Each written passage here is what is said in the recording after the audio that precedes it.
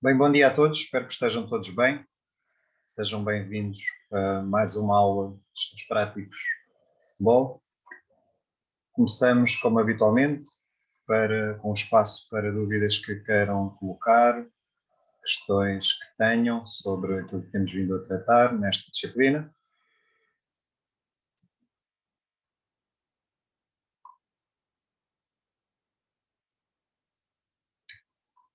Avançamos então relembrando que terão de entregar o segundo trabalho relativo a uma situação laboratorial até ao próximo dia 30 de abril. Esta tem de ser uma proposta fundamentada de situação laboratorial para realizar o diagnóstico de futebolistas. Reforço que todos os grupos deverão ter uma situação diferente dos demais e, tal como fiz na semana passada, relembro que os conteúdos, as matérias relevantes para este vosso trabalho foram começadas a tratar já na passada semana. Iremos também agora nestas próximas aulas aprofundar mais esses conteúdos, essas matérias, para vocês poderem realizar este momento de avaliação. Um novo espaço para alguma dúvida que queiram esclarecer sobre este momento de avaliação? Doutor, uma pergunta.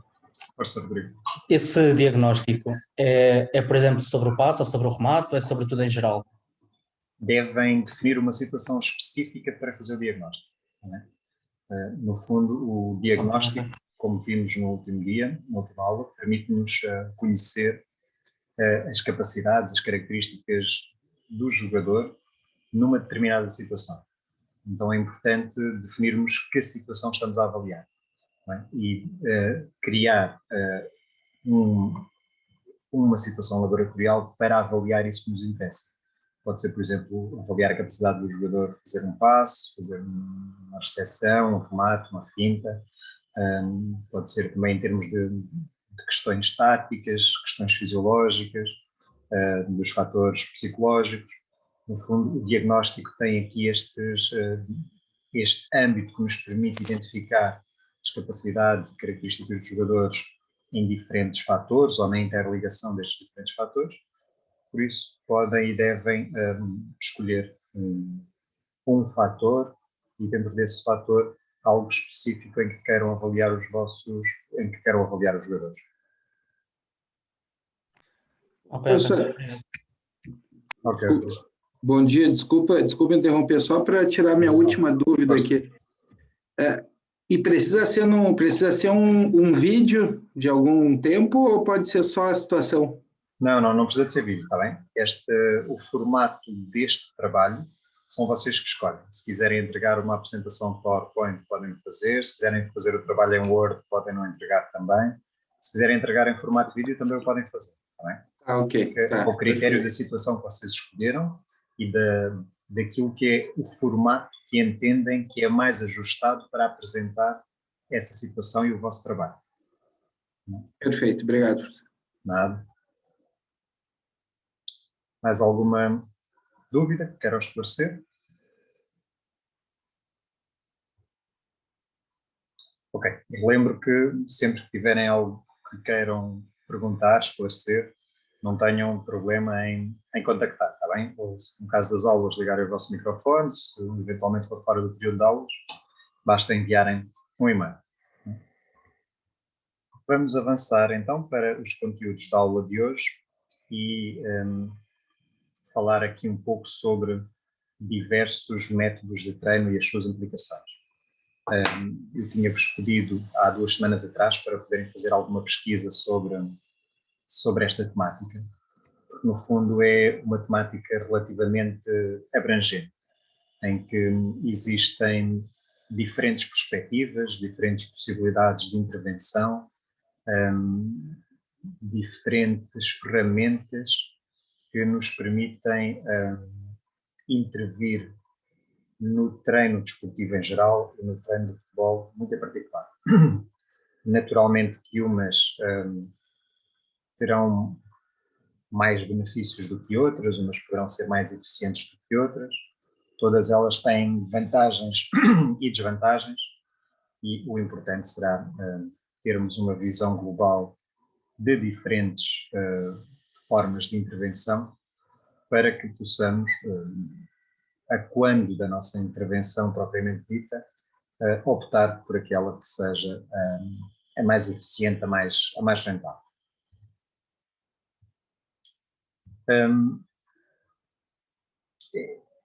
Falando especificamente sobre o treino no futebol, é importante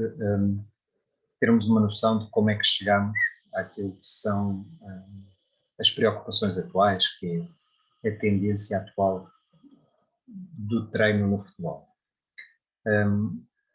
É quando da origem da modalidade, como já vimos em aulas anteriores, na era industrial, o treino reproduzia o jogo.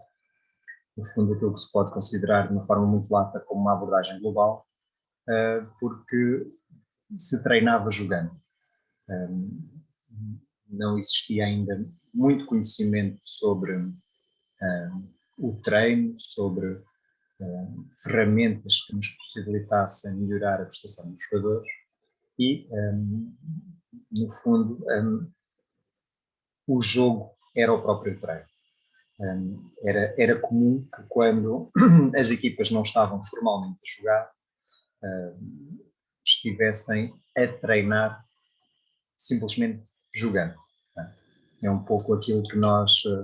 ainda vamos ouvindo com a lógica do futebol de rua, em que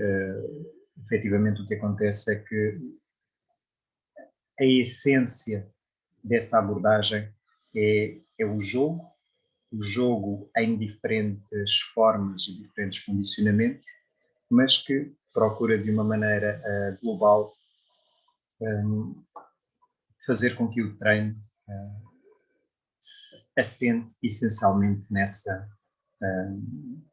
nesse jogo, nessa ideia global de jogo que se tem. Com o desenvolvimento de um conhecimento a nível científico que nos permitiu identificar alguns aspectos relevantes a trabalhar e desenvolver algumas ferramentas para a melhoria de capacidades dos desportistas, começou-se a identificar um conjunto de exercícios que permitia trabalhar, treinar aspectos muito particulares. Aqui, o futebol, sendo um desporto coletivo, beneficiou um pouco do desenvolvimento de algumas situações de treino que eram associadas essencialmente a atividades individuais e que foram importadas pelo futebol, digamos assim, para melhorar essencialmente as capacidades fisiológicas dos futebolistas. Então, percebeu-se que as capacidades fisiológicas poderiam ser também determinantes para a prestação no futebol e importou-se um conjunto de exercícios, nomeadamente situações de treino do atletismo, que durante muito tempo dominaram aquilo que eram as preocupações em termos de treino, pelo menos numa parte inicial que se considerava o treino de futebol, através de situações isoladas, situações analíticas, que permitia desenvolver estas capacidades fisiológicas. Um pouco mais tarde, e percebendo que estas capacidades fisiológicas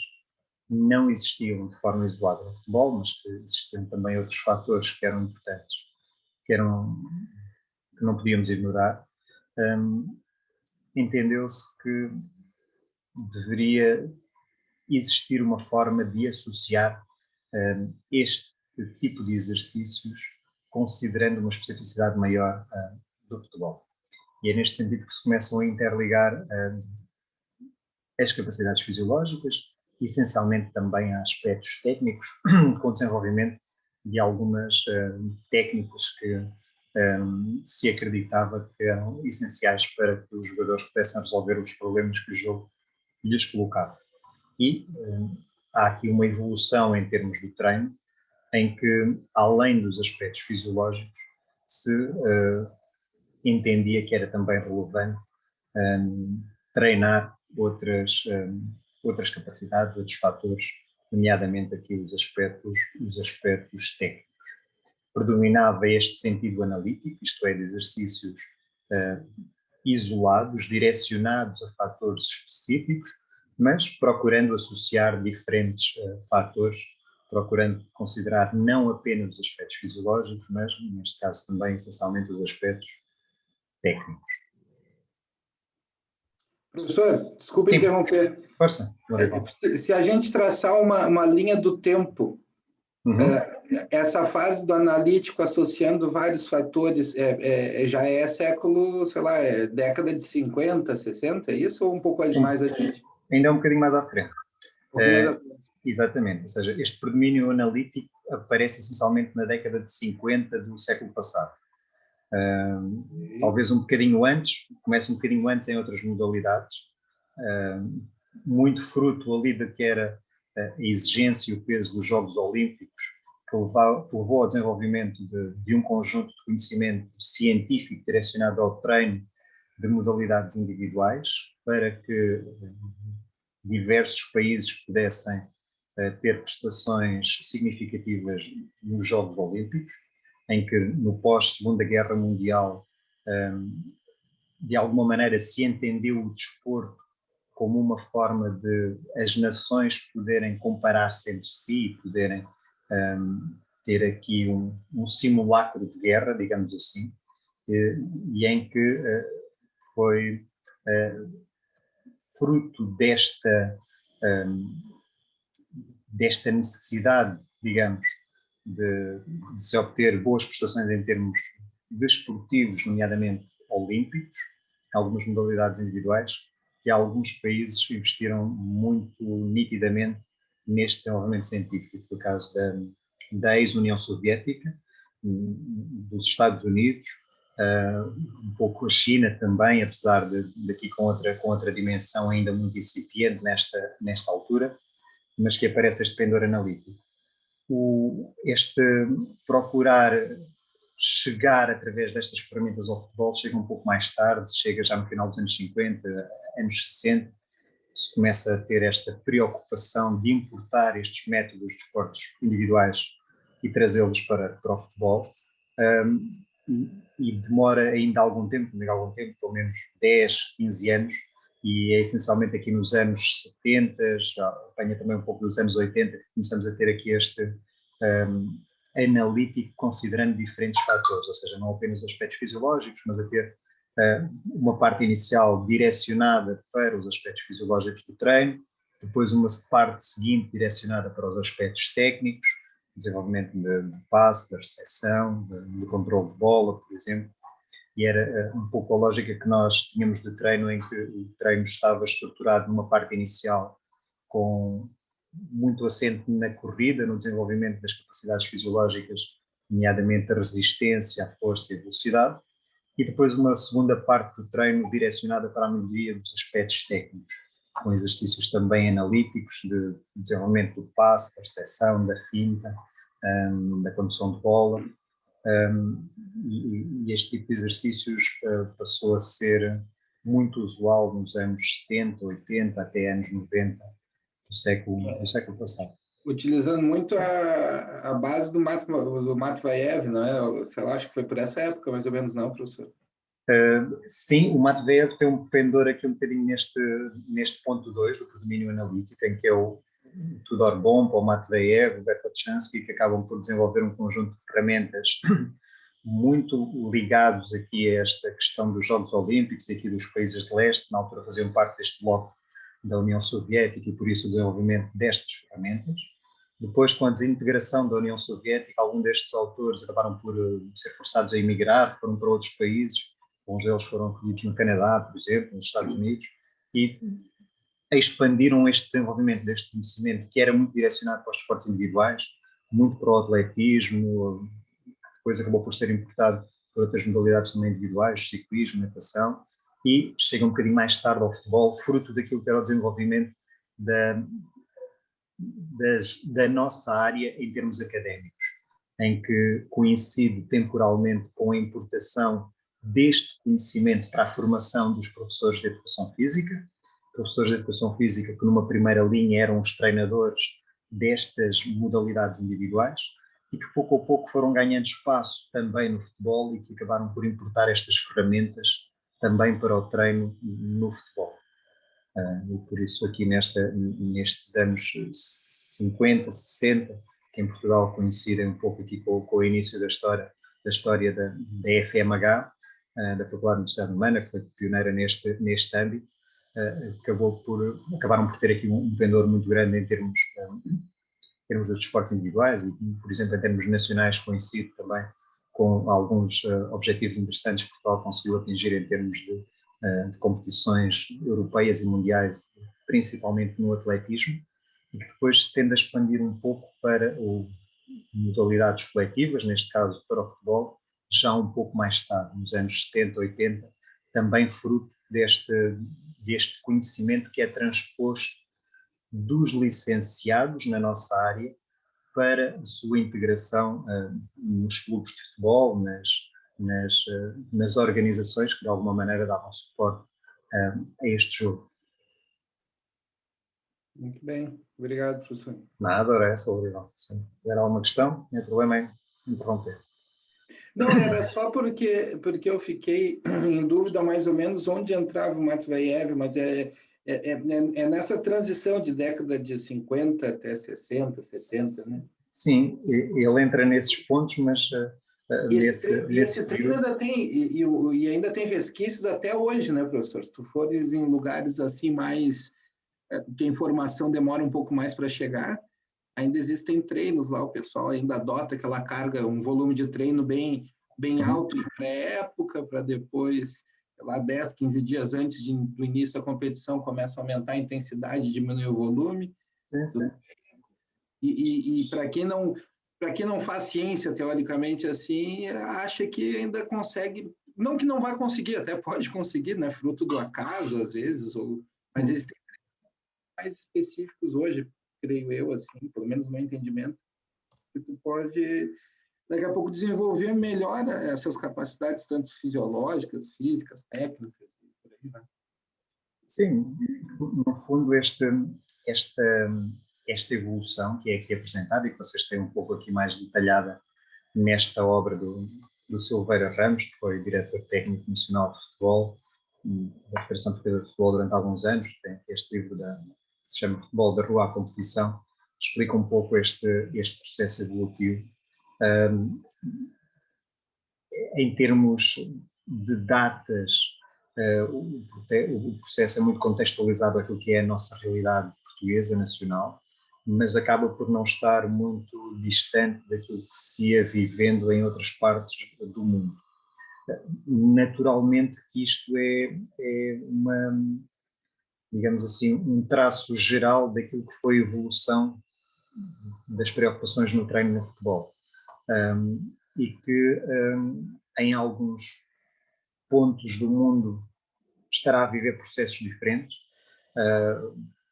poderão ainda estar com outro tipo de preocupações, mas mesmo a nível nacional em Portugal, nós frequentemente ainda se assiste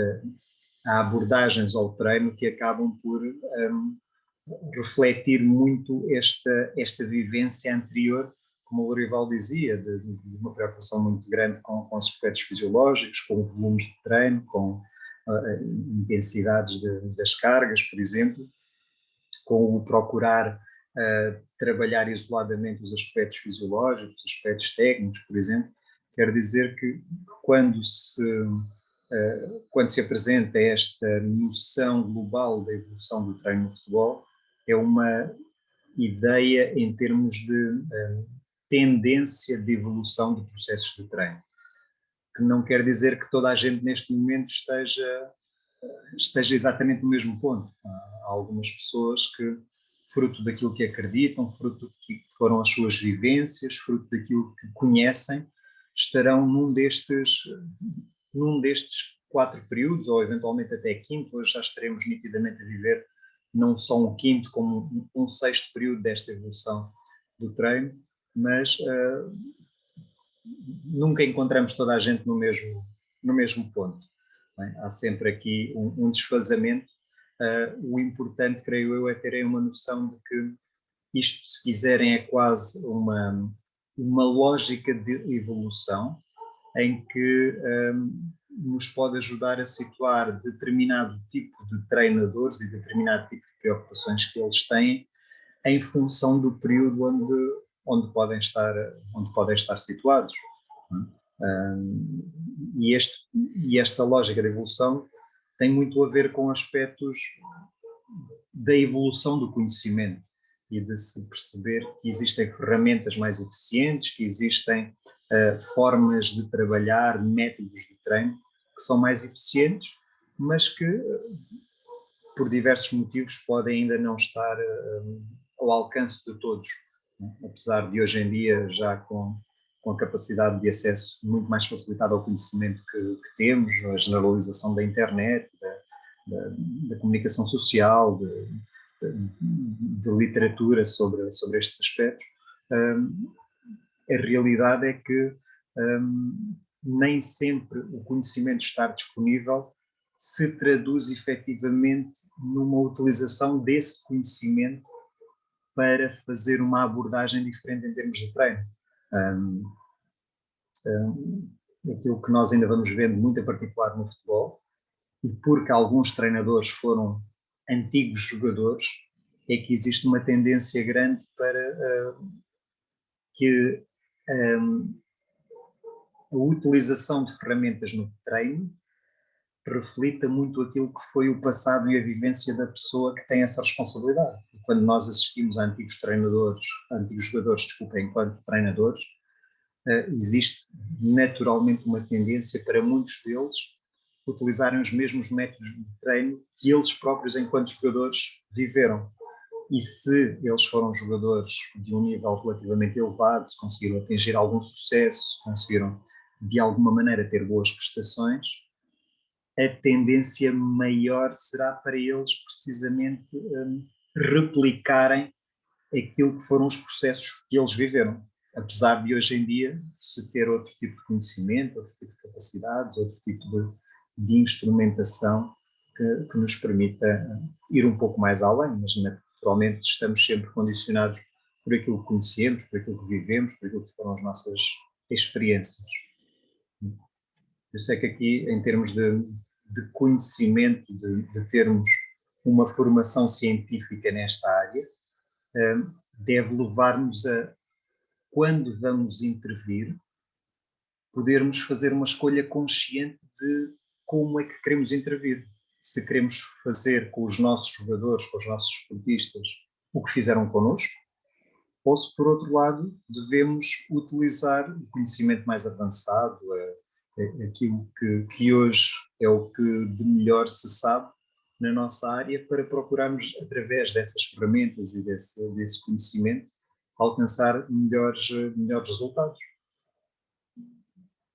Que é exatamente o mesmo que acontece em muitas outras áreas científicas, não é? Quando nós vamos ao médico, esperamos que o médico hoje utilize o que há de melhor em termos de conhecimento científico, em termos de instrumentação, para poder fazer bem o seu trabalho. Com os engenheiros esperamos a mesma coisa, quer dizer, esperamos sempre que as pessoas que têm uma formação superior, uma formação académica, utilizem o que de mais avançado existe. E essa também é um pouco a vossa obrigação, mas para poderem também utilizar essas ferramentas, esse conhecimento de uma forma intencional e consciente, precisam de perceber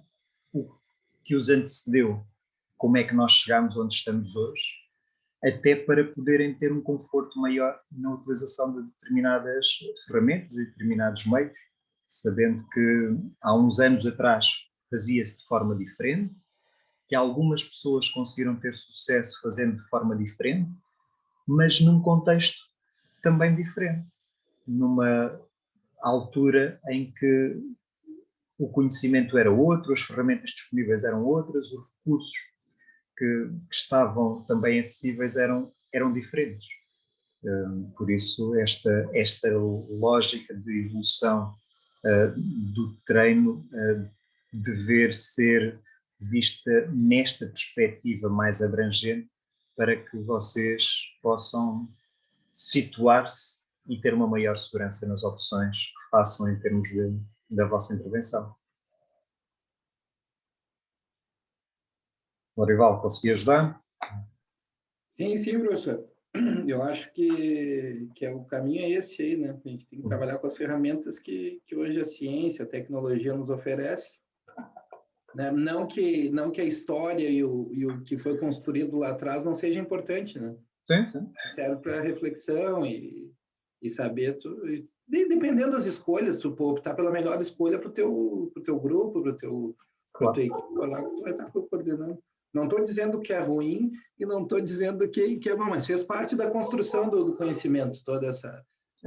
parte de experienciação que teve antes, né, anterior a essa, mas hoje a gente está num momento totalmente diferente, né? Sim. Mas esse é um aspecto importante, é que muitas vezes nós olhamos para a história, olhamos para o passado com os olhos de hoje, do presente. E isso não se pode fazer, porque, por exemplo, quando nós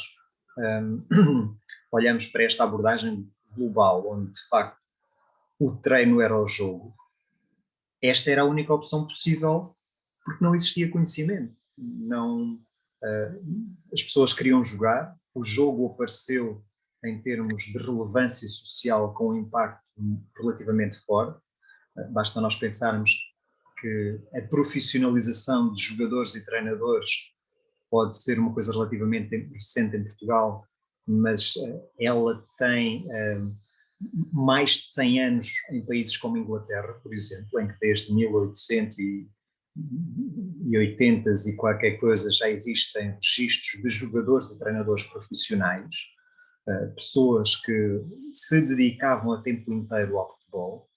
e naquela altura o treino deles era jogar,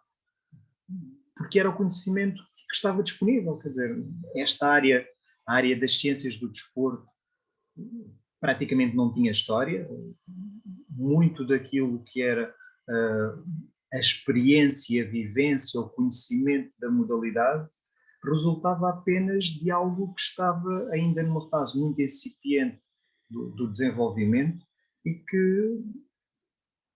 com o pouco que se sabia, procurava fazer-se o melhor que era possível. E por isso é que se passava muito tempo a preparar os jogadores para o jogo jogando. Ora, quando fomos tendo outro tipo de ferramentas e outro tipo de conhecimento, naturalmente conseguiu-se trabalhar aqui alguns aspectos mais específicos, dar destaque a algumas capacidades que se podiam treinar, que se podiam melhorar de forma mais significativa nos jogadores, e conseguiu-se com isso um desenvolvimento também significativo na prestação dos próprios jogadores. E por isso, quando nós olhamos para a história, devemos perceber que aquilo que se fazia, em regra, era o que era melhor, era o que era possível naquele tempo. Nós não podemos pensar que há 50 anos era possível enviar e-mail, porque nem sequer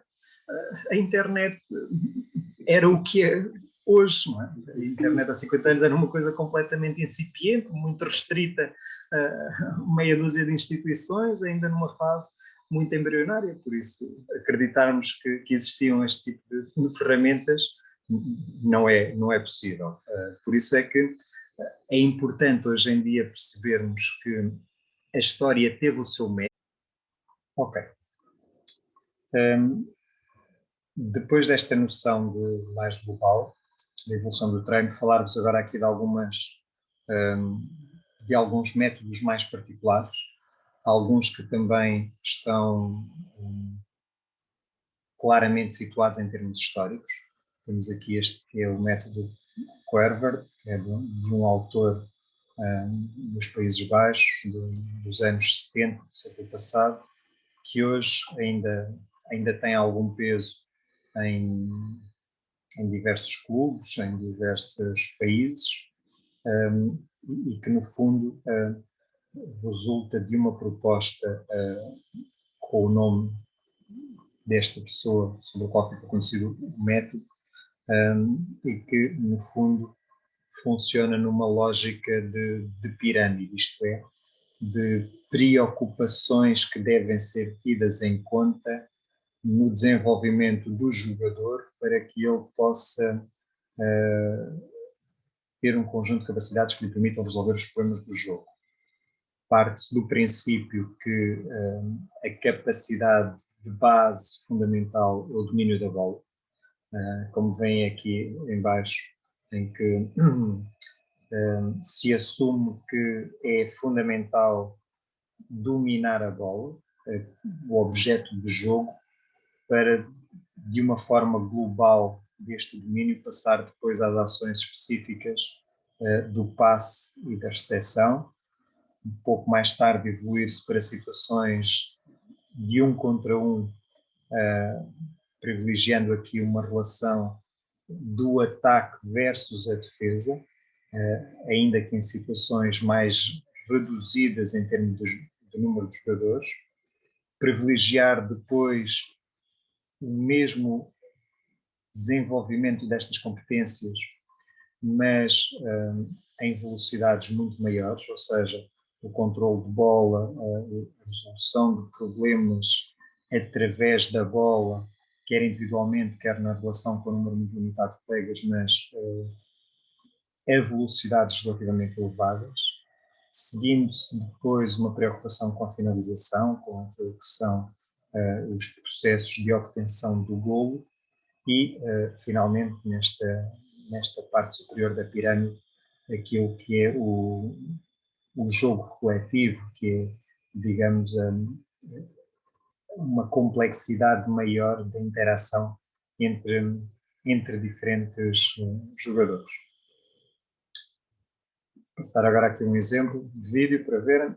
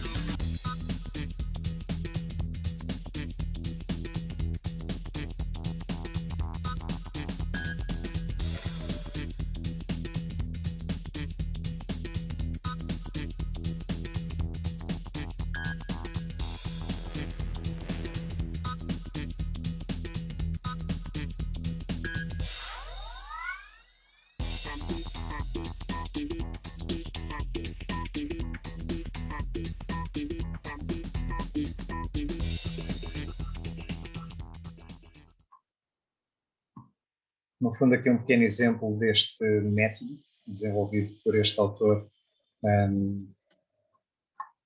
já há perto de 50 anos, e que hoje continua a ter um peso relativamente significativo ainda em alguns clubes e algumas formas de trabalhar, principalmente no futebol de formação. Este foi um dos autores que, através deste método, contribuiu de uma forma determinante também para aquilo que foi o sucesso do futebol de formação nos Países Baixos, que permitiu, depois nos anos 90,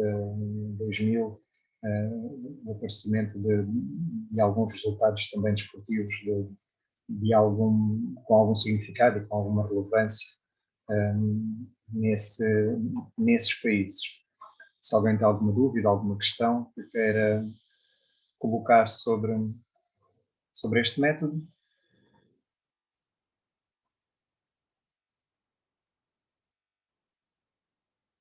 Ok.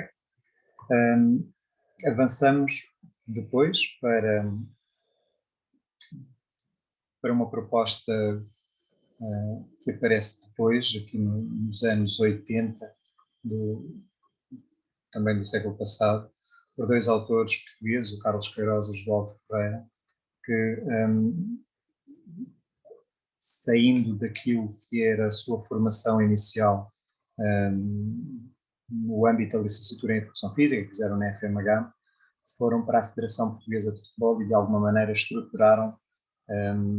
o trabalho que viria a ser a base da formação de treinadores em Portugal, que viria depois, mais tarde, a permitir que Portugal se pudesse sagrar campeão do mundo dos escalões de formação, e ainda mais tarde termos aqui um desenvolvimento de um grupo de jogadores e de treinadores que hoje em dia é, creio, reconhecido em diversos países do mundo com algum mérito. Se repararem, já nesta altura, em 1980, se identificava esta separação grande entre os diversos fatores do treino, esta compartimentação da técnica e da tática,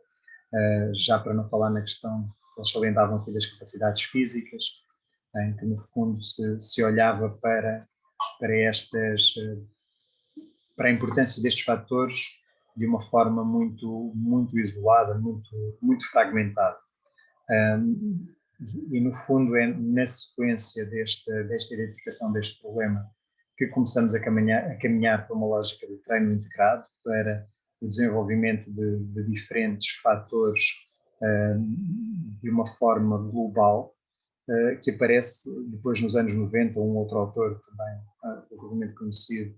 o Jorge Castelo, que de facto desenvolve e aprofunda um conhecimento ainda mais específico sobre a modalidade, nos fala aqui da importância de olharmos de uma forma realmente global e integrada para estes 4 fatores do treino, a tática, a técnica, a fisiologia e a psicologia, procurando que, de alguma maneira, a intervenção no treino dos jogadores de futebol pudesse ser feita neste quadro de referência mais alargado e procurar que a melhoria do rendimento esportivo individual e coletivo pudesse ser feito integrando estes 4 grandes fatores. Falamos então aqui nos anos 90 e naquilo que foi depois um contributo muito decisivo que também este autor deu para a formação de treinadores através desta visão da importância do treino integrado. Um pouco mais tarde, nos anos 2000, aparece também outro autor português, relativamente relevante no âmbito do treino de futebol, o Júlio Garganta, em que define aqui, principalmente ao nível do futebol de formação, um conjunto de preocupações para a aprendizagem do jogo, propondo que se começasse com jogos relativamente simples, com poucos jogadores, com espaços mais pequenos, para que se pudesse, de alguma maneira, fazer salientar aquilo que eram as principais valências do jogo de futebol, neste caso a bola, o terreno, os adversários e os colegas, e que estes jogos permitissem muitos e diversificados contactos com a bola, uma continuidade das ações e várias possibilidades de concretização. No fundo, encontrar aqui um conjunto de orientações mais específicas para que aquilo que é a aprendizagem do jogo de futebol pudesse ser o mais proveitosa possível, partindo-se do simples para o complexo, de jogos e situações relativamente simples, relativamente reduzidas, limitadas, e ao longo do tempo ir-se evoluindo naquilo que é o aumento da complexidade dessas situações. Ainda nesta altura, por volta dos anos 2000, de destacar também aqui um outro autor, Horst Wein, que sendo alemão, vem para a Espanha e dá um contributo muito decisivo para aquilo que é o desenvolvimento do futebol em Espanha, que começa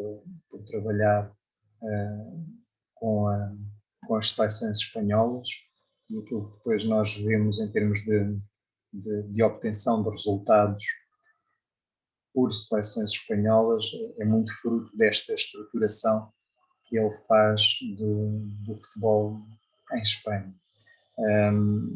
em que se centra também muito naquilo que são as etapas que devem ser percorridas ao longo do futebol de formação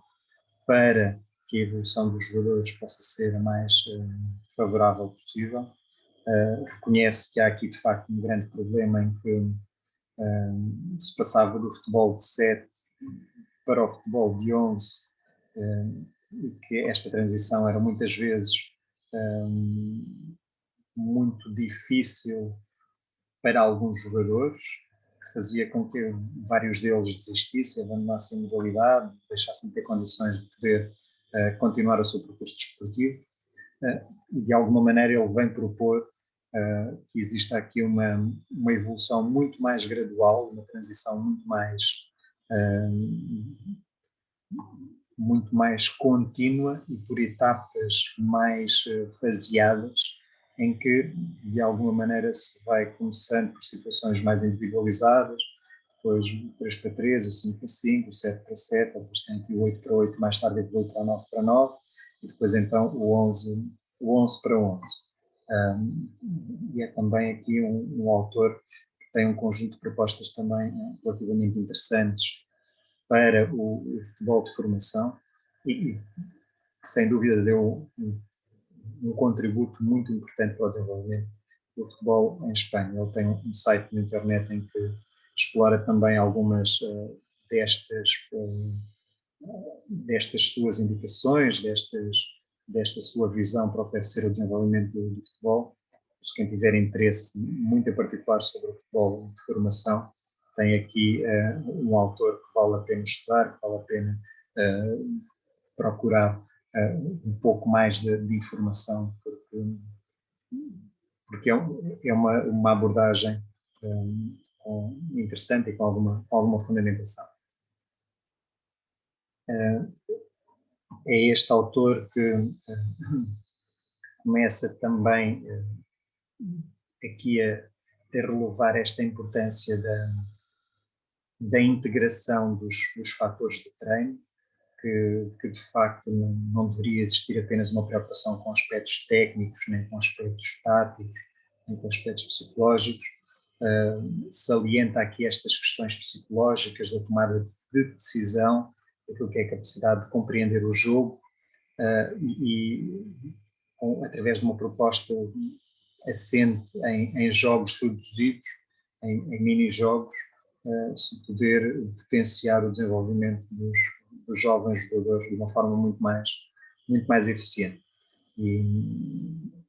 apresenta aqui tem um conjunto de livros, um conjunto de publicações que são, volto a dizer, interessantes para o futebol de formação, neste âmbito do treino integrado e da consideração da interligação dos diferentes fatores para o desenvolvimento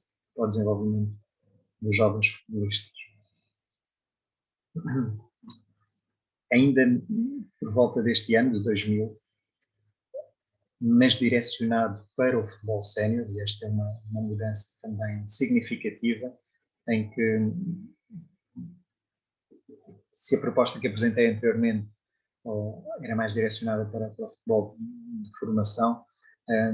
esta lógica da periodização tática que aparece por volta do ano 2000, com o Guilherme Oliveira, o Vitor Frade, essencialmente, são mais direcionadas para o futebol sénior, para o futebol de competição. Isto porque acabam por fazer salientar a importância da competição, do jogo, de ter no intervalo entre jogos um espaço temporal, neste caso uma semana de trabalho, em que é importante organizar o tipo de trabalho que se vai fazer pelos jogadores para que no jogo seguinte se possa estar nas melhores condições possíveis para alcançar os objetivos, os resultados pretendidos. Neste sentido, aquilo que se propõe, ou que os autores propõem, é que o treino a realizar a este nível seja feito com base numa lógica de um padrão semanal de trabalho, em que há um conjunto de princípios que se pretendem trabalhar na equipa para que se possa implementar um modelo de jogo, uma ideia de jogo, que se tende a manifestar no comportamento coletivo da equipa em dia de competição. Esses princípios são depois detalhados em subprincípios e que eles chamam subprincípios, que tende a ser trabalhado em maior ou menor predominância ao longo da semana. Tem aqui uma proposta mais global para quando temos jogos de domingo a domingo, e depois, considerando que segunda-feira é o dia de folga, que há aqui 4, 5 dias para se fazer aqui algum trabalho mais direcionado para estas questões táticas, para uma noção de modelo de jogo, de forma como se pretende que a equipa jogue, e que, essencialmente, aqui entre quarta e sexta-feira, procura operacionalizar esse modelo de jogo e essa ideia de jogo também. Esta perspectiva da periodização tática tornou-se um pouco mais visível com o José Mourinho, muito em particular depois dos sucessos de 2004, com os resultados que obteve no Futebol Clube do Porto, num conjunto digamos assim, de resultados que obteve e que permitiu destacar a relevância deste método no trabalho com equipas de competição e ao nível sénior. No fundo, aquilo que tem anteriormente é precisamente aqui este mesmo quadro, onde se especifica aquilo que os autores desta proposta, Guilherme Oliveira e Vitor Frade, preconizam em termos de preparação ou de preocupações com o desenvolvimento de uma ideia de jogo, de um modelo de jogo que se espera que a equipa possa manifestar de domingo a domingo. sei se têm alguma dúvida, alguma questão que queiram colocar até aqui.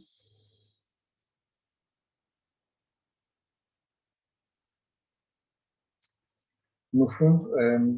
existem muitas propostas metodológicas para o treino de futebol. Existem muitos autores que têm vindo a pensar, a refletir, a contribuir nesta questão da intervenção do futebol. Alguns deles abordamos aqui de uma maneira muito superficial, que recomendo que depois possam, aqueles que vos despertem um pouco mais de interesse, possam pesquisar e aprofundar o conhecimento sobre eles e sobre as perspectivas que eles apresentam e que eles propõem, e que de alguma maneira influenciaram aquilo que foram os últimos 40 a 50 anos de intervenção no futebol em Portugal e, se quiserem, mais aqui nos países que nos rodeiam, mais na Europa. Ora, acho que ainda depois desta contextualização precisamos de olhar um pouco mais para a frente e de ir um pouco mais além, percebendo que hoje já existe aqui um outro tipo de conhecimento, um outro conjunto de ferramentas que nos permite estar em condições de alcançar resultados mais eficientes, desde logo percebendo que, como já vimos também anteriormente, o desporto é uma forma de agressão do indivíduo e que deve ter uma intencionalidade de o transformar. Que o futebol não é apenas o resultado de uma soma de fatores físicos, técnicos, táticos, psicológicos, mas antes o resultado da dinâmica destes fatores, das dialéticas que eles estabelecem entre si, que resultam em diferentes possibilidades que podem ser aproveitadas ou não em cada momento. E que é difícil podermos destacar algum destes fatores, porque todos eles estão permanentemente presentes, todos eles são relevantes, e a alteração, que por vezes pode parecer relativamente simples ou relativamente banal ou até previsível num destes fatores, vai sempre ter consequência em muitos outros fatores, em outras interações e dialéticas que se possam aqui estabelecer. E, por isso, importa percebermos que só esta visão do futebol enquanto um conjunto de fatores integrado é importante para podermos intervir, mas que essencialmente aquilo que nós falamos é de uma transformação do homem que se pode dar através deste jogo. Uma transformação que se dá porque este jogo tem algumas características, desde logo atrai para o esforço, muitas vezes desmesurado com uma elevada motivação, e porque aproxima aos limites, mesmo com riscos muito elevados. Isto é típico do desporto, e muito em particular do futebol,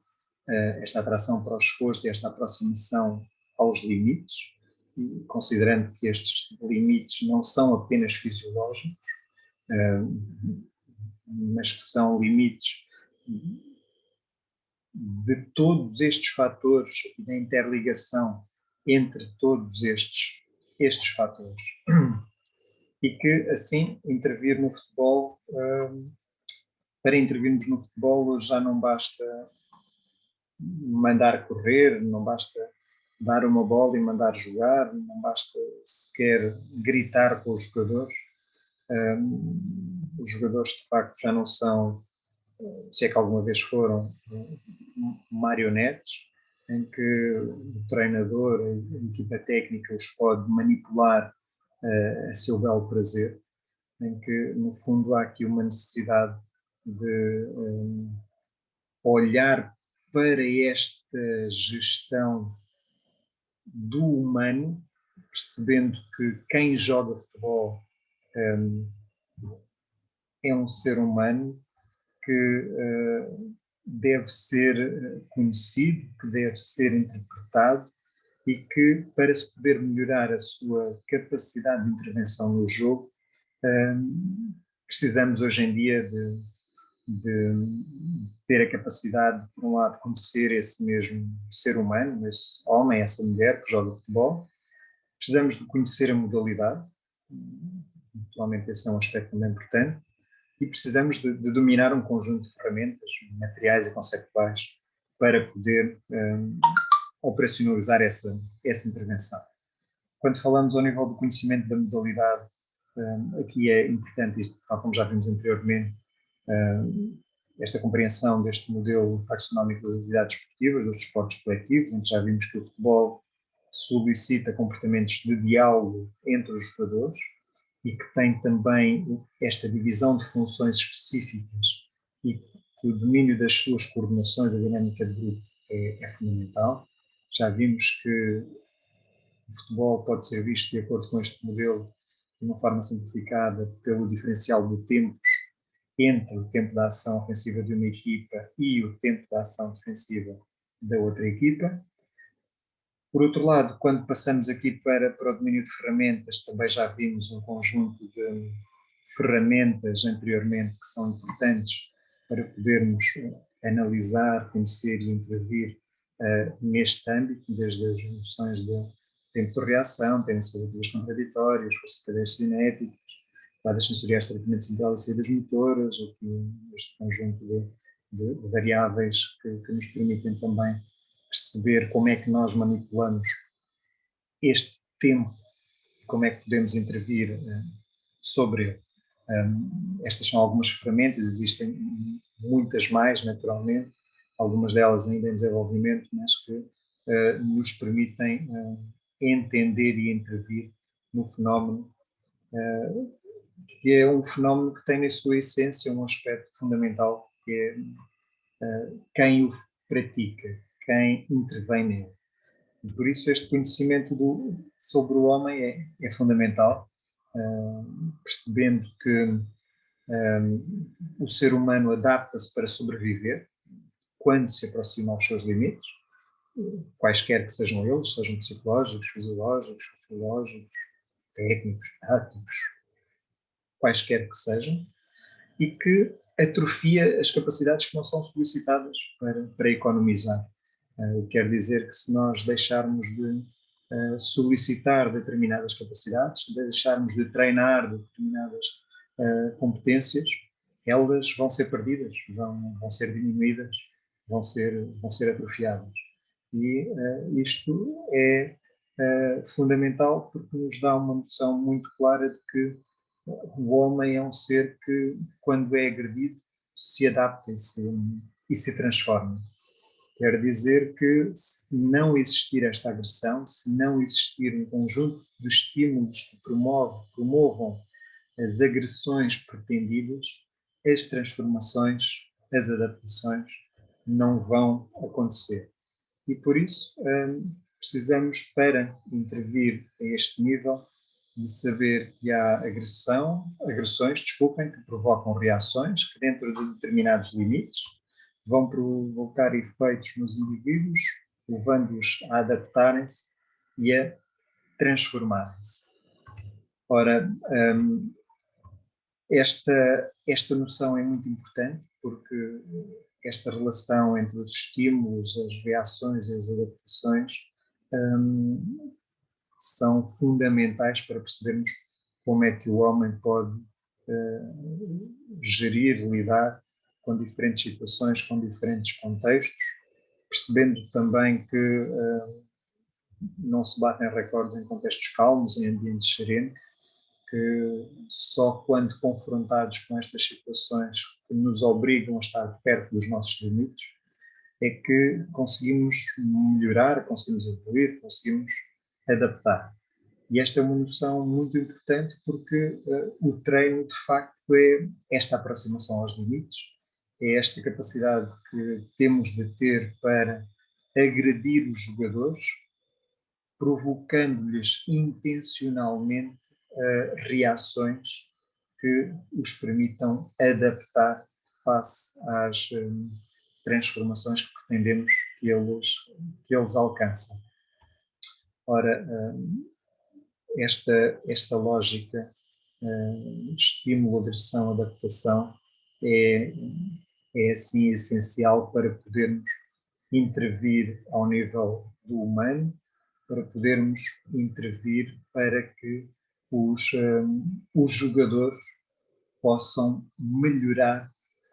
face àquilo que são as transformações que pretendemos para eles e para a modalidade. Quer dizer que no futebol, porque é um desporto coletivo, como já vimos anteriormente, estas agressões vão resultar da relação com o outro, com os colegas de equipa e com os adversários, que, no fundo, provocam agressões que vão implicar adaptações. Então, mais do que simplesmente o treino com a bola é um objeto de jogo, mas é este domínio das relações que irá determinar aquilo que pode permitir aos jogadores alcançar o sucesso ou insucesso em determinadas competições, em determinados jogos. Porque naturalmente os jogadores não desaprendem de jogar de um jogo para o outro, de uma semana para outra, não perdem capacidade técnica, capacidade tática, não perdem capacidade até fisiológica. Agora, há um conjunto de relações que se vão estabelecendo, que vão variando e que provocam agressões que podem ser mais ou menos confortáveis, que podem levar a estar mais ou menos próximo dos limites e que vão implicar adaptações. E por isso é que precisamos de perceber que as pessoas não são todas iguais, que dentro de uma equipa os jogadores são muito distintos, que têm reações distintas ao mesmo estímulo, que o mesmo estímulo até na própria pessoa, em circunstâncias diferentes, provoca também reações diferentes, o que quer dizer que dificilmente todos podem fazer o mesmo, dificilmente todos devem fazer os mesmos exercícios da mesma forma, com as mesmas regras, com os mesmos condicionamentos, porque efetivamente são todos diferentes, todos reagem de forma diferente ao mesmo estímulo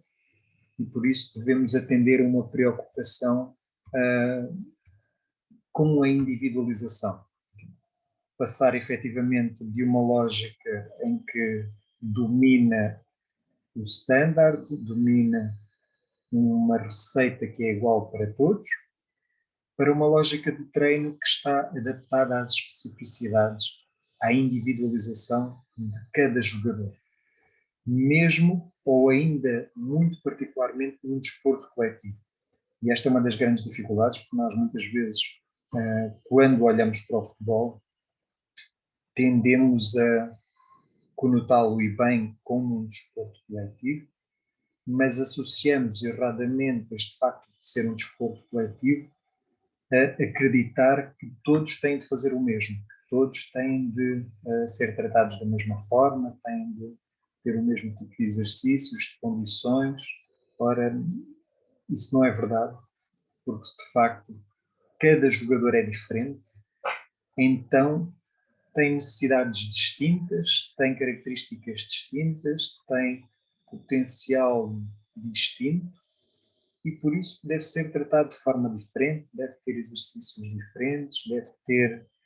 variações, condicionantes ou regras diferentes no mesmo exercício para que se possa rendibilizar o trabalho de cada um. Quer isto dizer que nós devemos promover uma ruptura ao nível do treino, passar de uma lógica de massificação para uma lógica de individualização, deixar de olhar da mesma forma para todos, tratar todos por igual para perceber que todos são diferentes e todos devem ser tratados de forma diferente, passarmos daquilo que hoje em dia é uma visão de um modelo de jogo do treinador para um modelo de jogo dos jogadores, em que efetivamente se todos eles são diferentes, todos eles devem ter um papel no jogo da equipa, uma função específica no jogo da equipa, e este jogo da equipa deve depender efetivamente desta dinâmica que se consegue através do grupo de jogadores e da individualidade de cada um deles. Por isso, esta visão sobre a individualização do jogo é, hoje em dia, com os meios e com o conhecimento disponível, uma necessidade e mesmo uma exigência. E começamos já a ver isto em alguns clubes, em que efetivamente começam a ter uma preocupação maior com um trabalho individualizado, que começa a existir hoje em aspectos muito particulares, nomeadamente fisiológicos, porque se percebe que os jogadores são todos diferentes, reagem de forma diferente aos mesmos estímulos, às mesmas cargas, têm capacidades distintas de suportar ou de reagir às exigências do treino, às exigências do jogo, e hoje já começamos a ver um pouco essa tendência para a individualização, muito em particular ao nível dos aspectos fisiológicos, mas devemos caminhar de uma forma mais assumida para esta individualização do treino no futebol, procurando obter o melhor de cada jogador no domínio de si próprio, considerando não apenas os aspectos fisiológicos, mas também os aspectos técnicos, desculpem, os aspectos táticos, os aspectos psicológicos, sociais, culturais, aquilo que depende de cada jogador controlar para poder desempenhar a sua função no grupo da melhor forma possível. Por outro lado, procurar aqui também reforçar a importância do papel de cada jogador no grupo, perceber como é que ajudamos cada jogador individualmente a integrar-se da melhor forma possível no coletivo, sabendo o seu papel para o coletivo, a sua função e a função de cada um dos outros colegas, percebendo como é que se deve articular com cada um deles para que o grupo possa estar nas melhores condições possíveis para assumir e para cumprir os seus objetivos. E um outro domínio também fundamental da integração no território. Recordando que no futebol temos um terreno de jogo relativamente grande, temos a necessidade de cada jogador poder estar familiarizado com esse terreno de jogo e com partes específicas desse terreno de jogo para que ele possa estar mais à vontade, mais integrado nesse próprio território. Por isso, esta questão da individualização, olhando ou atendendo a estes três domínios, será relativamente importante hoje em dia e nos próximos anos, em termos de intervenção no âmbito do futebol. Como estava a dizer, começamos a ver hoje esta tendência em alguns âmbitos, com o alargar das equipas técnicas, com o aumento do número de treinadores, de especialistas nas diferentes áreas do conhecimento, que efetivamente nos permitem aqui uma individualização muito maior e um aumentar das possibilidades do desenvolvimento e da melhoria das capacidades de cada jogador. Dúvidas, questões que queiram colocar?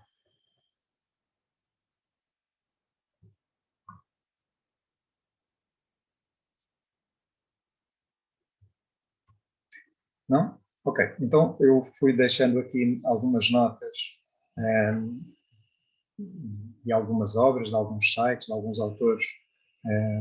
que podem consultar para aprofundar o conhecimento sobre estas matérias. Irei disponibilizar esta informação também para vocês possam aprofundar este estudo sobre estas diferentes perspectivas. E, se ninguém tiver nenhuma dúvida a colocar, nenhuma questão a esclarecer, resta-me agradecer a vossa presença na aula de hoje, pedindo mais uma vez que aceitem as minhas desculpas por esta falha de energia há pouco que levou a esta interrupção momentânea da aula, e desejar-vos tudo bom. Até à próxima aula.